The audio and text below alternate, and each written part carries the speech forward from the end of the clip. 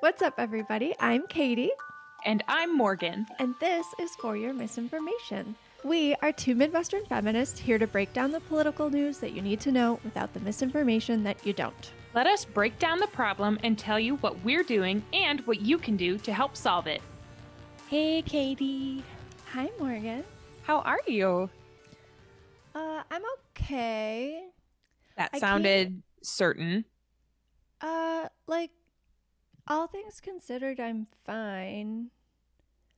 I can't stop eating. Yeah, I guess that's mostly it. Which, yeah, I guess it could be worse problems, obviously. I feel like not being able to stop eating, especially eating like delicious wintry snacks, like my pumpkin dessert myself, it's both like my petty complaint of the week and also my self-care. Like my petty complaint is that I cannot stop eating. And yet it's also my self-care that I baked this delicious pumpkin dessert and have gotten to enjoy eating it all week. And it's bringing me joy. Well, I'm glad. Baking is a really good form of self-care, in my opinion. I agree. What was I going to say at the beginning of this? I guess... oh, hi. Sorry. This is me and Morgan's discussion of last week's, what we talked about last week about purity culture with Lindsay. So Morgan and I have some more thoughts on that, and then we'll be back to talk about we're gonna spend some extra time on self-care this week because I think we've been neglecting it, and it's time to take care of ourselves. So, all right, enjoy the rest of this, and then we will talk to you guys at the end. So there is an urgency to this that like people are not applying to it, but I kind of had like a panic attack when I realized like how bullshit everything is.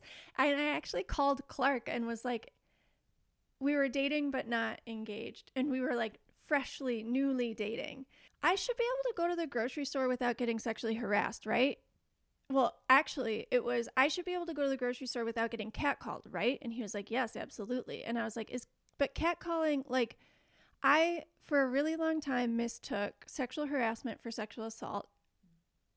Sexual assault for sexual harassment, and sexual harassment for nothing. I thought just like people could sexually harass people because it was like, I don't know, whatever, like sticks and stones.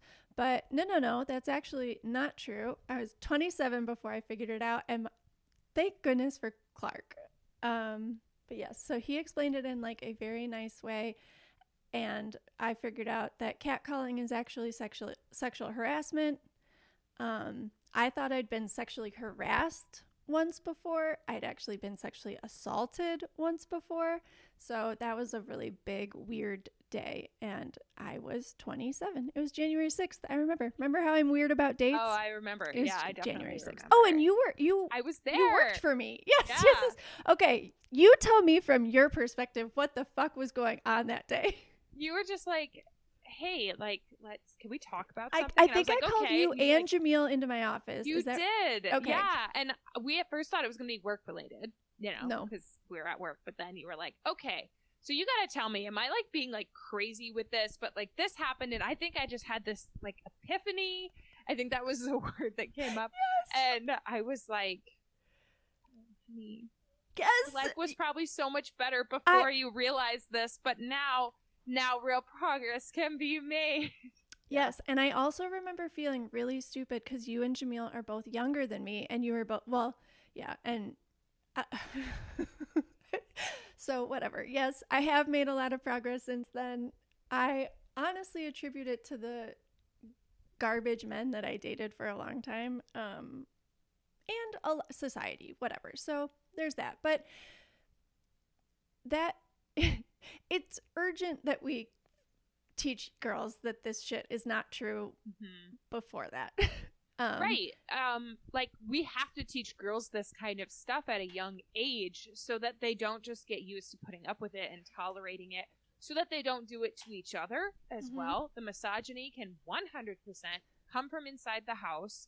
And we should teach our boys this so that, one, they don't do it, and two, they don't tolerate it either. Yeah. There was somebody I was dating once who was talking about the way some of the women in his office were like talking to him and making jokes. And I was like, dude, that is sexual harassment. And like, it's not cool that they're treating you that way just because you're the man in the office. Like, no, this isn't cool. Like, this is making you uncomfortable and it's bullshit.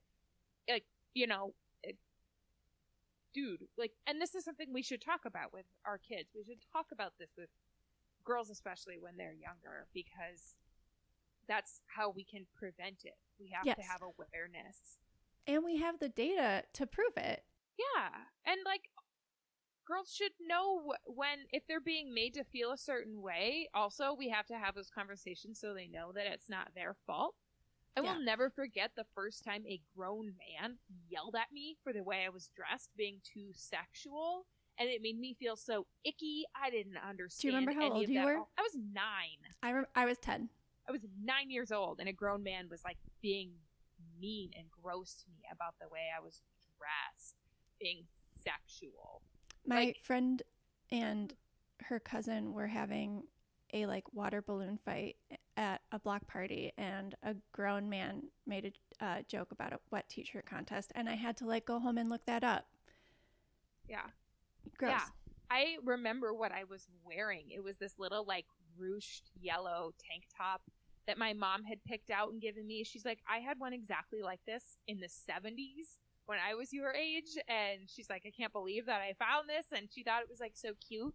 And I felt so just like gross. I don't think I ever wore it again after that, even though I loved it. I thought it was so cute. And it's just like, that grown man shouldn't have been allowed to make me feel that way. No. Or like, you know, I should have been told how to deal with that, or that that's not okay. But, you know, he was an adult. But, you know, like if I would have known better, I would have gone to a different adult and been like, hey, this grown man's being a freaking creep. And I'm going to guess this isn't the first time or the last time. So please understand when we say men are trash, that's who we're talking about. And the people who are like cool with them and they're just like, oh, they're harmless. They're not harmless because look, we're 20 in our late 20s and we're like, damn, this sure did make me feel real gross. And I had to be like 27 before I was looking back on this experience and being like, oh, this isn't like a funny thing to bring up at parties. Like, that's disgusting. Yeah, it's gross. You know, nobody should have to put up with it or deal with it. Yeah, like, it's important. It's just also like, these are the kinds of conversations that should just, it's such a waste of time. They're not a waste of time to have, but they should be. Because these are the kinds of conversations we shouldn't be having to have with our kids at this point. We should be having to talk to our daughters about how they can be a better astronaut, not about how they should deal with sexual harassment. But here we are. So it's not like, oh, look, women are successful. Sexual harassment's not a big deal. It's, oh, women are successful in spite of all the sexual harassment that they're experiencing. And so people who take a virginity pledge statistically are 10% less likely to take any precautions against STI in pregnancies, which makes sense because they didn't learn about any of them. Yeah, I'm kind of surprised it's only 10% less likely. Yeah, it could be, maybe, I don't know. It could even be more than that. Yeah, and if you think of things, you know, some of those girls and women don't feel like they can take precautions against STIs in pregnancy. Or they never learned how to ask. They never learned how. They never learned how to ask, how to approach it. Maybe they never even learned about it existing.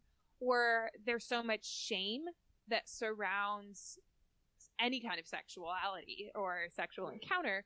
And that shame, you know, it's a big problem, and it creates not only a lot of like emotional turmoil like for that individual, but can potentially lead to additionally risky situations like STIs, pregnancy, and even think about, you know, I hear people talk about things a lot with like girls making a false report about rape because the next day she decided that she didn't want to have sex. Like the next day she feels guilt or whatever. Maybe like, don't get me wrong, false reporting, very bad. But maybe girls wouldn't feel shame that would lead them to making a false report of rape, which is criminal. Like, maybe that wouldn't happen if we didn't shame girls for wanting to have sex or shame them for having sex. Like, it is criminal, but it rarely happens. Like voter fraud is criminal, but rarely happens. Exactly. It rarely happens. But like, think of how many of those instances we which are already very few, but we could make them virtually non-existent with a girl just waking up the next day feeling so ashamed that feels like she has to tell someone that it was rape because she's so ashamed. Maybe because she's been told that she's ruined for her future husband, and that like nobody will value her anymore. Yeah, and like Yucky.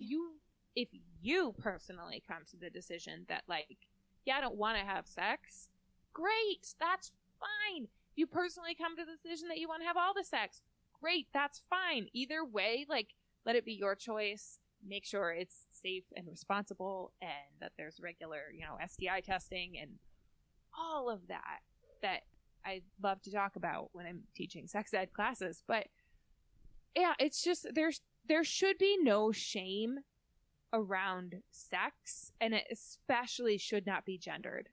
Yes, for sure. Good points. Yes, and teaching them that feelings like that, especially that girls don't have feelings like that, is like ruining young girls' lives. Like, girls like to have sex also. Girls fuck, like, deal with it. And teaching them that those feelings are bad and giving into them makes you dirty. That's like, hey, if touching somebody makes them dirty, like, you need to look at your hands. Yeah. Because I remember that's how that works. My mom, like, having like the talk with me or whatever, and when she talked about like, and at some point like you're going to be interested in sex and all this, I was just like, no, I won't. I'm a girl. And she was just like, yeah, no, you will. And I like didn't want to believe her because everything else in my little 11-year-old world or whatever pointed to, no, only boys want to do that. Like, it, yeah. And I mean, I'm so glad that I had a mom who would talk to me about it in such an open way like that and be like, no, like, you'll probably want to have sex someday. And, rather than the other way around. But yeah, it's just like society is going to probably tell girls there's something wrong with them. Right. They're going to learn, they're going to form these like, so my mom was very open with me too, but we never really talked about that. I mean, like, when I asked her if I could get put on birth control, she was like totally cool to take me to the doctor and whatever, but we never really talked about that. Like, I don't know. I do remember her telling me, like, I was like, well, how will a girl know that she's ready? And my mom said that you'll get moist. And I was like, oh, so for a really, really long time, I just thought when you were ready, just like your whole body got a little bit like dewy. Like, that's how girls knew that they were ready. Like, you were just like a little bit wet. Like, guys got an erection. Girls just got all over, a little bit moist. Kind of cute. Yeah. So glad that that's not the case. Oh my gosh. Figured that out eventually. Oh my goodness. That's hilarious. Yes. But also there's this huge orgasm gap. Like, women. Oh my God, yeah. Huge. Like, it's just like expected that men will finish, and that like if women do, it's like a bonus. But yeah, I was definitely in like my mid-20s before somebody was like made sure that like that was taken care of. And it's just sex ed, whether it's happening in schools or at home. I mean, it should be happening in both, but it should talk about that. It should talk about pleasure and orgasm, and it should like there should be lessons on sex that's not just like straight cis, because those kids are going to be in your class. And like, it needs to, when we say comprehensive sex ed, like, we mean talking about orgasms and making sure that boys are taught how the female body works and that girls are taught how the male body works. And like, it needs to be all encompassing, not so that it makes kids feel encouraged to have sex. Proven that that's not true. Right. But so like they don't feel, so they can feel empowered to make the decisions that they want to make. Yes. It's about empowerment. Which is exactly what happens in like the Netherlands and Scandinavian countries, because they do a really good job of teaching it in school. It's not shameful to talk about at home. So they have much higher rates of like satisfaction, like girls and boys, but especially girls, which is what's important because we get taught all day that boys' satisfaction is important. That's built in. We know. Yeah, exactly. And like that matters. It should matter. Think of how many people are trapped in just like terrible relationships. Yes. Due to just not knowing or not being comfortable even having those conversations because Yes. During their formative years when they should have been learning how to have conversations about sex, they weren't. Mm-hmm. And like that's important. I mean, there are grown ass adults with children who are still so uncomfortable talking about sex. Yeah. Do you know how crazy that is? To Yes. have procreated and still be uncomfortable talking about sex. Yes. And this, this isn't just an American problem, but it is especially an American problem, right? We don't censor violence in our media, but we Mm-hmm. censor sex. Mm-hmm. And, just maybe It's we not should going rethink well. this a little It's not bit. going well. Maybe we should not be continuing to do things this way because it's clearly not working. People are having bad sex. People are unhappy. We have lots of unintended pregnancies. Mm-hmm. We have rampant STI rates. Like, why don't we try doing things differently? Mm-hmm. Using Take a the public health information that approach. we have. Look at my shirt today. Oh, America I didn't needs even public notice that. health. Morgan has an America Needs Public Health shirt on. You can get it at Raygun. It was intentional that I wore it today. Nice. Because, like, sex in America is a public health crisis. Yeah. Yeah. So what are like actions that we can take? And first of all, and I know I've talked about this before, but I like to repeat my messaging. I used to say this as a joke, but I truly mean it. Stop fucking Republicans. Like at this point, they have shown enough times that they do not respect you, and you should stop letting them have access to your vagina. Yeah, like, stop fucking people who don't respect you unless you are just really into that. I don't want to yuck your yum if you like having hate sex. But maybe see a therapist about it. Yeah, like, I bet you could find someone that respects you that you could still hate. Yeah. I think I do it all the time. Anyway, Oh my God. that it was a completely joke. I'm kidding. That's everyone. really funny. Just so you know. Anyway, I mean, yeah. I've done it plenty of times. I've done it a lot.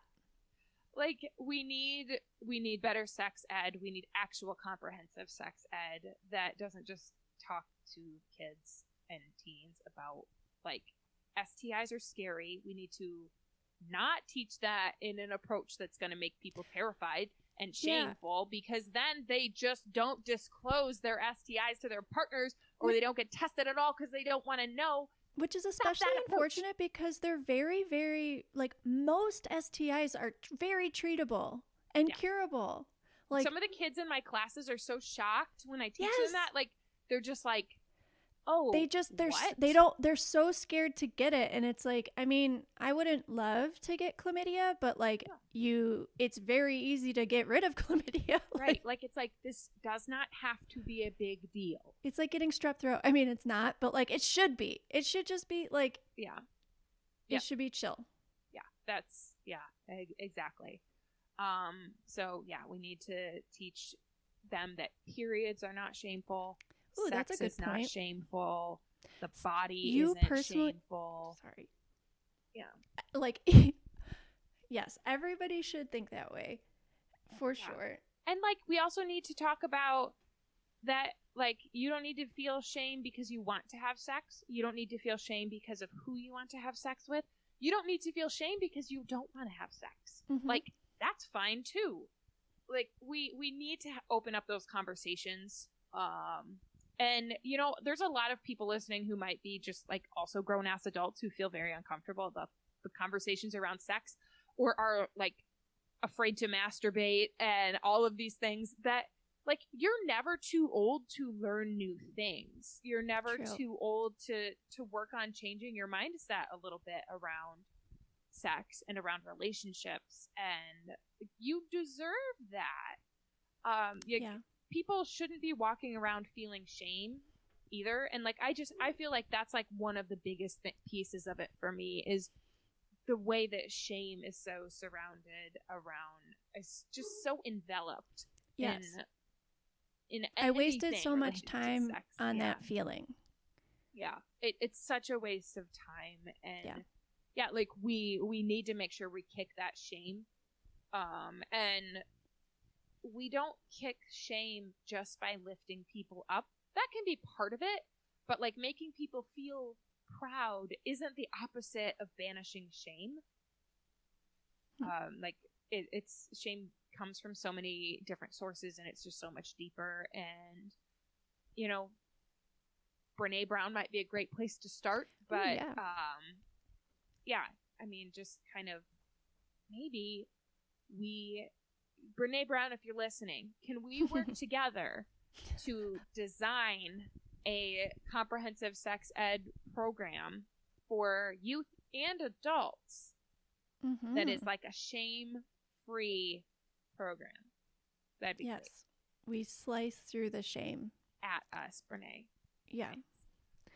But that's a really easy thing that everybody can start doing in their life is just stop slut shaming. Just remember, like, I still have to check myself sometimes and like be like, wait a minute, does that matter at all? Like, no, it doesn't. And it comes from like a long time, like I think a long time of dating super religious people. The one that I talked about in my interview with Lindsay, like the one who wanted to be, or I don't know, wanted to remain abstinent until marriage. I once suggested that like he talked to his parents about it and about whether like, I think we were having a hard time deciding if we were going to use contraception because we did get engaged at one point. And I ended up and I was like, can you talk to your parents about it? Like they're obviously that's where you get your religious like background from. Like, can you talk to, I'm sure they've had this discussion also. And he was like horrified at that thought, which is a bummer. The other like super religious person I dated after him made me feel really bad for having sex with somebody before him, even though I was in high school. Like, so I still have to check myself, be like, I still judge, I think, right off the bat, if somebody's like had a lot of partners, and then I remember that is not important at all, and like I have a lot of unlearning left to do. Yeah, there was something you said that sparked something that I remembered, and I don't. You looked horrified when I told you that my boyfriend made me feel really bad for having sex with somebody in high school. Okay, yes, this is a thing, right? Why a boy who's had sex with 3 or 4 girls and a girl who's had sex with 3 or 4 boys, or neither, or either, or both, or whatever, you know. But like, there's such a double standard. Yeah. You know, men can have a quote body count of however many they want, and people are just like, oh well, he's a ladies' man. Like the terms, aside from the term man whore, which I've heard once, which is comparing a man to a woman, is what that's doing. All of the terms for a guy who sleeps with lots of people are like kind of like macho. They're congratulatory. Cool guy, yeah, good for you, bro terms. And the terms for women doing the same thing are all derogatory. And that's bullshit. We need to shut it down when we see it. And also, you know, there's a big difference between a woman owning her sexuality or saying like, hello, I am a sexual being, and being sexualized or objectified by others. And like, those are important things to call out. Those are important things to recognize, right? I think like such a good analogy of if I'm in my bra and underwear, which like, I mean, who wears a bra anymore? It's pandemic, but whatever. If I'm in a bra and underwear in my house and somebody's peeping in my windows, taking photos, that's fucked up and wrong and disgusting and not a thing to do.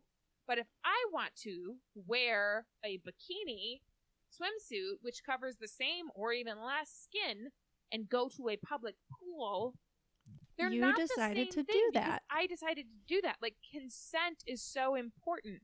Yeah. And that's what it really boils down to when it comes to, you know, a music video of a woman twerking or rapping a song about her vagina.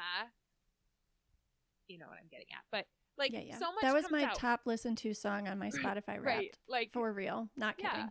like people were just like so upset. Like, oh my God, like Cardi B has a kid. What's her daughter gonna learn and whatnot? It's like, shut the fuck up right now. what? Like, shut the fuck up. Like, again, sex isn't something to be ashamed about. Mm-hmm. There are male singers and artists and rappers who will sing songs about like drugs or murder and like and sex, and like that's just like that's just the music, that's the Mm-hmm. art. But as soon as a female does something that's sexual, it's like, oh my God, freak out. Yeah.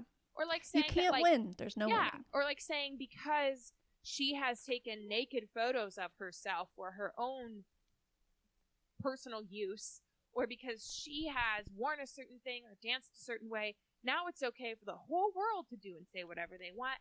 No. Yeah. No, it's not. And I just, like, that shouldn't be so hard for people to understand. I think most people listening probably also get that. Yeah. But it's hard sometimes not to jump straight into that mindset, right? Yeah. I mean, we all occasionally, you know, that first instinctual reaction that we might have to something might actually be kind of slut-shamey. Yeah, mine often is. And that doesn't make you a terrible person, but that second, that check yourself moment, that like second reaction that you have as part of that double take, like that's what you actually believe. That first reaction is probably what society's reinforced in you, is like, woman being sexual, she's a slut. Oh, right? Yeah, I'm way better at it now. Yeah, like that first reaction is probably what society has reinforced in you, but that second, like, oh wait, hold on, no, it's fine, right? Same, like is she being coerced into that? Is she deciding to do that on her own? Yeah, like, exactly. It doesn't, like, there are so many factors, like, that just, like, as long as she's in control and she's deciding, like, and her boundaries are being respected, like, that is amazing. Yeah. That is actually like I'm jealous of her, basically, like that person. Yep. And like we can like raise the bar for ourselves and make ourselves be better. And then the people around us. Yeah. Expect your partners to be better. Yeah. And like eventually we can get to a point, hopefully, in which maybe we're just all a little bit better. Yeah. You know, I think it's a work in progress. Yeah, and like we're definitely making progress. Yeah. I'm not sorry if like mom or dad, if you're listening to this, I'm not trying to like blame you for anything. Nobody understood this back then, I don't really think. But yes, teach boys and girls about boundaries. That's a word that I like really didn't understand for a very long time. Show girls that it's okay to be rude. Yeah. It's better to be safe. No is a complete sentence. No is a complete sentence. Teach boys that it's okay to be soft, that they can show the full range of emotions, not just anger and I don't know what the other one is. Yeah. Regular. I feel yes, a lot of men I've dated have normal and then angry. Yeah. And those are their settings. Yeah. Like happy is great. Like there's nothing feminine about joy. Yeah, so if we all want the freedom to be exactly who we are and show that men can show weakness and teach women that they don't exist. Oh, teach men and women that women don't exist to be attractive to you. Right. And frame it less as like men versus women versus everybody who's been like socialized in this shitty white supremacist patriarchal way. It should be all of us versus that system. Yep. Yeah, exactly. That's such a great way to frame it. Thank you. I'm kind of surprised Katie. That I put it together. Mike. Yeah. That's funny. So yeah, I think that, I don't know, we've kind of wrapped it all up. I mean, purity culture is like this toxic poison that it's really, really bad when you get super high doses of it, but everybody's getting some dose of it, Yeah. and too high of a dose. Too high. So, yeah, it's mostly encouraged by evangelicals, in case you haven't noticed. Not a fan of them. Everything comes back to Ronald Reagan, but he is the one who funneled millions of tax dollars into these school abstinence programs, which do much more harm than good. Faith-based organizations developed purity curriculum and devised ways to reach teens and young adults outside of the church's grasp. That's where these like purity balls and these like purity contracts. Yeah. The number of like people I know who their sex ed consisted of like a piece of white Play-Doh being rolled on the ground or a flower torn into pieces. That's so sad. Or something. Yeah. And then it's like, now look how dirty it is after being passed around. It's a very high number. Like, I mean, actually, higher than it should be anyway. Yes. Before we sign off, I just remembered that I asked people on Instagram yesterday if they had anything that they wanted to add, and we got a couple of responses that I want to read. And it got really bad in like the Reagan era. I mean, the like fuck Ronald Reagan. I think that is what I was going to say. All the naked flower power children of the 60s, and then all of a sudden, boom, war on drugs, war on sex, war on progress for women. Yeah. The first one is, I've never heard the term purity culture. I'm excited for this episode. Oh my gosh, so excited, and kind of, I'm sorry if you're having a rough day, you can message us on Instagram. If this is, I remember this day, January 6th. It was the beginning of the dark years, I would say. I mean, like, I think I'm out of it, but it took a lot. Somebody said, did anyone else's pastor use Play-Doh as a visual tool when talking about purity? Apparently, yes. That's disgusting. Yeah, or like a glass of water, and then like a bunch of people like spit into it. Oh my God. Your vagina is great. Nobody's dick has changed it. Like, nobody's dick has you've never come across a dick that has changed anything about you. I promise. Like, none of them are that great. I'm so sorry if you were taught to believe otherwise. Yeah, I remember some girl in college who wore a purity ring that she made with a promise to her dad, which like is cute if you ignore the incest. No, it's not cute. It's super fucked up. Like, it's not cute. It's not so cute. Fucked it's up. Just incest. But like use some kind of like white dove metaphor, like something white that was supposed to represent women. And then like, I still have a hymen. I still have a hymen. And like in this whole like, and now it's a dirty thing. I mean, I was like, and it was like, you know, like a Play-Doh passed around and now it's dirty thing. I'm like, are you comparing men to dust bunnies? Because also that's kind of offensive. Like, what are we doing here? None of this is okay. Yes. No, I think we should start. So fucked up. Actually, and Michaela Auckland may have mentioned this on Twitter. By the way, that's where I was wearing a shirt in the earlier episode that says girls fuck, and that's where I got it from Michaela Oakland of She Rates Dogs. You can get merch there. But she was like, we should start a rumor that like dudes' penises get smaller when they fuck women. Like if they're gonna pretend like, and I have that same boy, this same guy, you know what? I'm gonna tell the rest of the stories about him. He knew that I associated the Red Hot Chili Peppers with the guy I lost my virginity to. So anytime we heard the Red Hot Chili Peppers, he would not speak to me for the rest of the day. Just completely silent. Like, there's nothing I could say because I'd had sex with somebody like 7 years ago.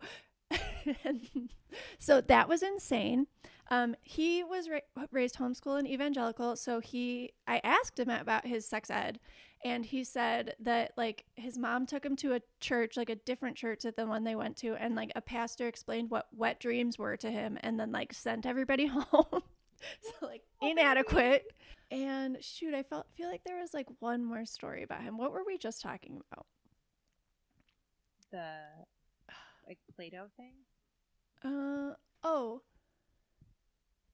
He 100% believed that women's vaginas got bigger the more people you had sex with.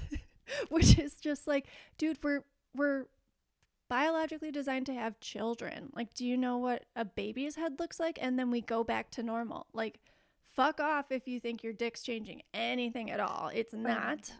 Like, no, your dick is not that important. So yes, I think change anything about who a woman is. Yes, for the sake of destroying the patriarchy, I think we should start telling people that dudes' dicks get smaller when they have sex with it. That's not true. We should not. Two wrongs don't make a right. We're not doing that. Oh, and then the final question was just, remember when T.I. went to his daughter's gynecologist appointment to see if her hymen was still intact? Yeah. Great point. Yes, and that was so fucked up. Very, very fucked up. For lots of toxic reasons. One, you don't own your daughter's virginity or anyone else's. Also, virginity is a social construct. Mm-hmm. Some women never have a hymen. Sometimes it changes anatomically from just like puberty, from riding a bike, riding a horse, playing soccer, whatever.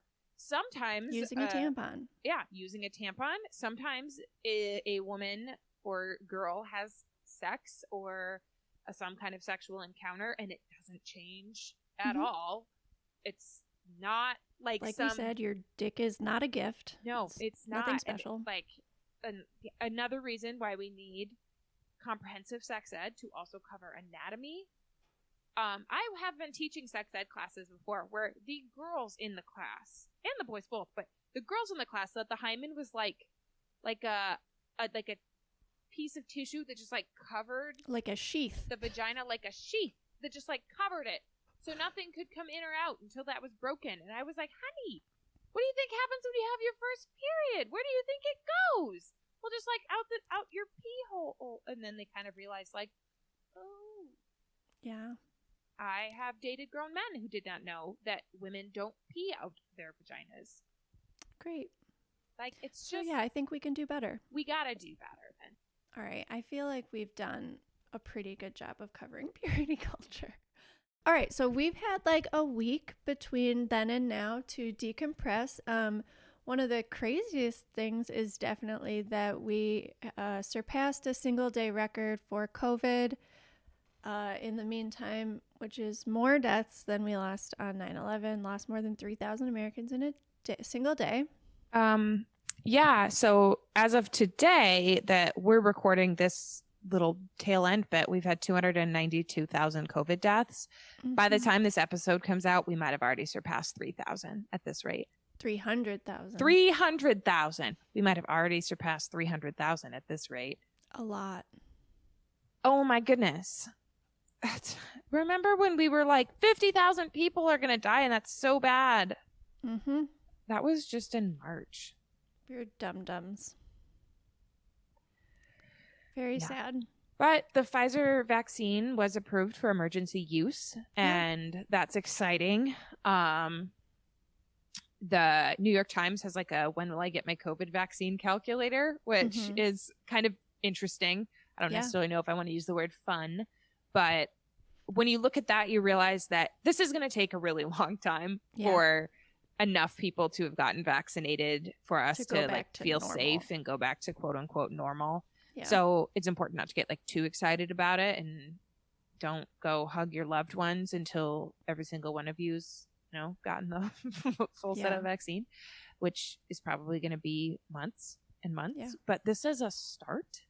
And that's exciting because it might mean maybe some of the burden on healthcare workers starts to decrease, some of the dangers, the risks, and just the overall sadness of this real shit sandwich that has been 2020.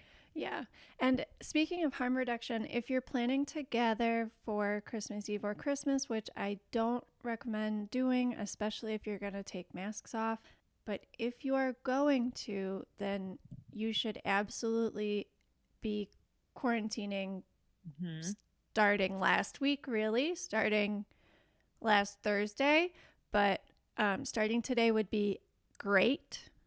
And everybody that's joining your gathering should also be doing the same. And if that's not been discussed or it's not planned out, or even one group. And really, you shouldn't be combining too many households, like really just two, probably ideally. I mean, ideally don't go, but but yes, in the interest of harm reduction, if rethink those plans if if you haven't already discussed like plans for quarantining and testing and like, then it's not, just assume it's not safe, because it's not, because if people cared enough, they would be planning and discussing this stuff, you know? So yeah, that's my PSA. Harm reduction. Start quarantining now if you're planning, if you haven't already, and really, really reconsider if that hasn't been discussed. All right. So one thing that I noticed last week is I didn't actually talk about helping survivors I don't know. I don't want to say like survivors of purity culture, but you already donate to RAIN monthly, right? Which is what? Rape, Abuse, and Incest National Network? Yep. Okay. So I decided to join in on that, and I just heard once again somebody talk about the importance of like monthly donations over like single time donations. So I set up a recurring donation for just $10, but monthly to RAIN. And so I looked them up on Charity Navigator. They have a good score on Charity Navigator, which means that they are transparent and they use their money for what they say they're going to, and not a lot on overhead costs. It goes to actual services. So RAIN allows an average of 833 survivors to receive help through their hotlines each day. They educate more than 130 million people per year on prevention and recovery through relationships with the entertainment industry, the media, and local communities. They are also working on expanding the use of DNA to eliminate the backlog of untested rape kits, which is cool. And they also improve sexual assault laws and policies to ensure that survivors get the justice that they deserve. So we are big fans of RAIN. Yep, big fans of RAIN and any local organizations doing really similar work as well. Highly recommend that if you feel like you're a person who's been traumatized by purity culture, to get help through, I mean, ideally therapy, but we know that sometimes that's not always affordable and stuff. And I did find like a network, it's a group on Facebook called Dismantling Purity Culture. And you know, even little things like that. It's a Facebook group, right? It's not therapy. It's not a replacement for therapy. But if therapy is something that's unattainable for you, or just not something you're ready for right now, but you want to go to a place where there's other people who are just trying to, you know, leave behind some of those lasting impacts from, you know, growing up in purity culture or being exposed to things like that. Just wanted to kind of extend an invitation to people to seek out groups like that. You might have local groups, you know, as well, that meet virtually or in person, but things like that, things like purity culture are so pervasive, and there's a lot of people out there feeling the same hurt. So there's lots of groups doing that. Just that kind of work, just strength in numbers, I think, makes a big difference. So. Yeah. Bless you. What other actions this week?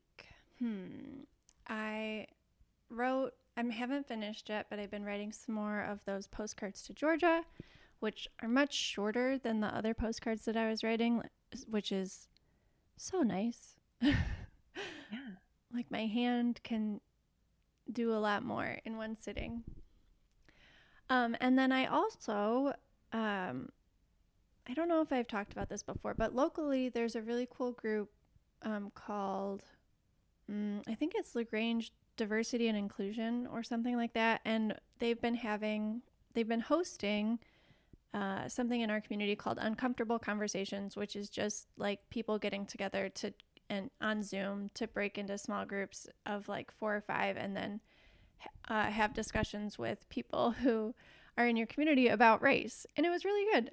I think this was the 3rd or 4th of 4, and this is the first one that I could make it to, but it was nice to talk to my neighbors about stuff like that, and know that there's people locally. And then the other really cool thing about that was our local school board elections are in April, and I hope to have somebody on to talk about what it means to be on your local school board, and maybe that will be for some of you. Those are in April, and I think it's really, really important to, of course, get people into positions of power like that understand diversity and inclusion. So a woman that I was already hoping to sign a petition for so that she could get on the ballot, I think, for school board, happened to be at that meeting. So I got to arrange a time to have somebody drop off that petition at my house, because I happened to be in her district, and then me, my mom, and my stepdad all signed it, like did it all socially distanced. They dropped it off on my porch. I brought it inside. We had masks on. I like took like 5 minutes to get the 3 signatures in our house, and then I handed it back. It was great. So I was really glad that I went to that meeting. So I know I probably say this every meeting, but like, try to find some way to get to like meet people in your community and figure out what they're working on and what they're talking about, because that's where you can make the most differences locally. And sometimes people are always like, oh, your podcast focuses on mostly like federal stuff, and it's like, shoot, yes, but like not on purpose. Like not on purpose, but just because if we focused on local stuff, I mean, then nobody would really want to listen except for the people that live locally to us. Yeah. But I think sometimes local examples are helpful. Yeah, I agree. I mean, every community has a local school board. Right. Yeah. And I imagine they probably mostly do the same stuff. Yeah. So that's mostly what I have been up to this week. What about you? Yeah. So I've got a couple things that I'm doing that are kind of light, but nice nonetheless, through work. So we're doing like a fun little charity match game. Everybody at my workplace on our team is submitting a charity that they donate to or that they really like. And then we're just going to all try to match like the name of the person that submitted that charity to the person that did. And then whoever gets the most right gets to have a donation made to their charity of choice, which is just really fun. It's like a fun game, to kind of, it's like a great combination of getting to know your coworkers and also donating money to a great organization. So if people are looking for little holiday party icebreakers and those kinds of things, I think that's a really cool idea. It's going to be fun. Can be done totally virtually too. We're using like a jam board to make where you can do like the mix and matching. So very excited about that. And then we're also having a little virtual holiday party where we're making or writing Christmas cards for people who are living in, long-term care, assisted living, facilities like that, who are not getting a lot of visitors right now because there's a pandemic and there's a lot of death and illness and sadness in the world. Probably most of the people living in those sites started the year with a lot more friends than they're ending the year, which is really sad to think about. That's brutal, but it's true. But yeah. So yeah, just gonna do that. I think that's just kind of a nice, fun little thing. I don't know anybody that doesn't love getting mail either. Right. When it's like fun mail, not bills. Yes. But yeah, so I think that's just like a couple things that are just kind of light. I'm doing them with my work friends, and they're gonna end in a good result. So if anybody needs ideas for a little holiday party virtual stuff, especially if it makes a difference, just let me know because I'm very good at it. Yeah, that's fun. You have to start thinking now about like what all your coworkers' interests are. Mm-hmm. You should do some you got to do some like light stalking. I mean, I'm sure you will. You know what you're doing. You're not. Oh yeah. Yeah. Well, we promised that we would spend a little bit extra time on self-care. Promise ourselves. So I I've been without foster kittens for like 2 weeks, which has been really nice, especially like I mean, of course, having 5 like near adult cats in the basement was like hard to keep up with maintenance. But so it was really nice to be alone for 2 weeks. But I got a text from our vet the other day, and we have new adoptees. But in the meantime, I have been I didn't have anything to do with like my nurturing energy. So I have been spending all of my time attaching moss poles to all of my plants that are climbing plants, because I learned that most of my climbing plants, well, okay, so I thought that they were vining plants, which like they can vine, but also if you attach them to a moss pole and they have something to grow up, they have aerial roots, so they'll attach themselves to the moss pole and they'll grow higher, and the leaves get bigger as they get taller. Oh, I know. So I have a bunch, like all pothos, and this is a pothos, and philodendrons are like have developed. Oh, and I think even monsteras have. I don't know any of those words you just said. Sorry, I just really like plants. Those ones are all really easy. Oh, I think I like plants. I potted this What's poinsettia. That?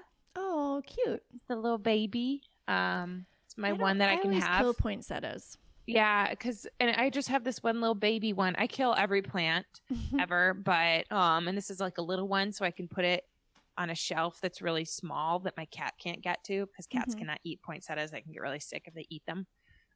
So just have that little baby. But that, yeah, it's cute. It's so festive. That's my festive plant. My Christmas cactus is not doing well, but it's okay. I've replaced Christmas cactus with poinsettia. Nice. And everyone, Katie's new foster cat and kitten will be on the Instagram at FYMI pod. Really, really cute. It's a mama and her baby boy. She's about a year old, and he is like 7 weeks, they said. He's kind of small for his age. He has like super round eyes and like not pointy ears. He looks like a toy. He looks like a toy. He looks like a little mouse toy. Like and he's gray. And he and his mom look exactly identical. Like when they handed them over, they were like, "This is Minnie and this is me." Which is cute. Although Morgan had already been calling the little one Mouse, which I think is cute. So now we call them Minnie and Mouse. Me and Morgan do. Mm-hmm. It's so cute. Very cute. I got a text. We were going to remain kittenless until Christmas. And then I got a text last week from the vet that was like just an update that my last fosters had like their adoption had been finalized. And then she was like, and we're getting these 4 litters from animal control. They have a high volume right now. Like, if you're willing to help in any way, please let me know. And she was like, we can split litters up too, which is nice. So she sent, there was a litter of 5, a litter of 4 that didn't have a mom, and then a litter of 3 and a litter of 1 that did have a mom. And I ran it past my stepdad and was like, I know we were gonna not have kittens until Christmas, but look. And he was like, yeah, okay, get the like 2, like nab them up before anybody else does. So we picked them up a couple days ago, and they are so I've been spending a bunch of time with them, trying to like, that has been definitely like a good form of self-care. Although for real, the plant thing I think was really good. Maybe I think the plant thing is pretty hygge, and I'm very into that right now. So good job. Your Christmas tree ambiance seems pretty hygge. Mm-hmm. Man, it'll be so embarrassing if we are just using that so wrong, but I like it. Probably are. If there's anybody here who's Danish, you can yell at us. It's fine. But I also spent I've just been doing a lot of stuff with my hands. Like I sewed the plant stuff, and then I made a bunch of cat toys out of socks and the insides of one of my pillows, because I learned that in a litter of 1, like they have to have a lot of enrichment and also like cuddle buddies. And also he's super fucking annoying. So his mom spends a lot of time like trying to get away from him. So I think it's nice to have a bunch of toys so that mom can like chill sometimes. But yeah, so I'm actually like an excellent cat toy maker. Who knew? Yeah. I think it's like time to open an Etsy store. Yeah. But what about you? What have you been up to? Well, my computer's about to die. Oh, no. In short, I've just been watching a lot of British Bake Off. Nice. And I made cat houses for my ferals, and they're not perfect because I suck at building things, but I don't think your feral cats will mind. I don't think they will either. I think they're still going to think they're nice. I'm going to drop them off this weekend. I can only go there in the daylight because it's not necessarily like the safest place to climb around. But yeah, I can't wait. What did you use for the insulation? Like sheet insulation that you get at a hardware store. Cool. Fancy. Yeah, that looked fun. Although I think my hands would hurt. My hands were so sore. Yeah. Like it took me so much longer than I thought it would.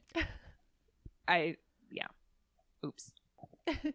That you don't have. Well, all right. Morgan's plugging her computer in so that we get to hear more cat updates. Yeah, I've been thinking about decorating my cat houses.